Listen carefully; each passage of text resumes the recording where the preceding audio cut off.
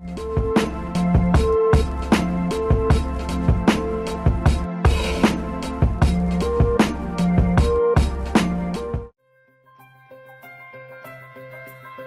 training can always carry risk of injury. Please consult with a professional before starting this or any other training program.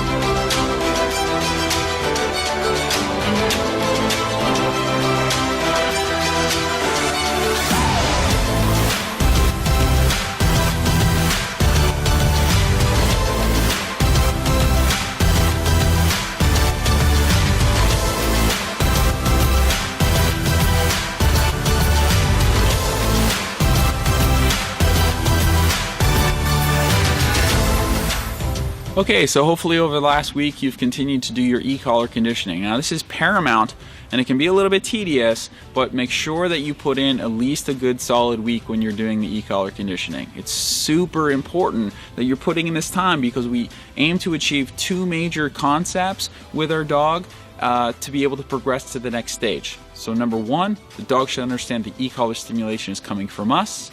And number two, the word yes means release, okay? So they're gonna get food when we say yes, and ultimately we're gonna be using that in our next stage of training, which we're gonna be doing right now.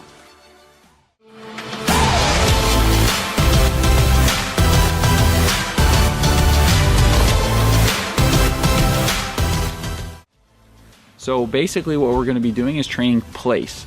Place is a command, it's a duration command. We want the dog to go to the place. Stay will be implied on that place, so we're not using a hand signal or anything like that or a stay command. We're going to say place, the dog will go there, and it'll be implied that they stay on that boundary until we say yes. They can come off and they can get some food.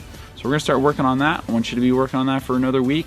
Put in the time. It's going to be really good in building impulse control that'll help us with our dogs moving forward. So we're going to get into that right now, and let's see how it goes.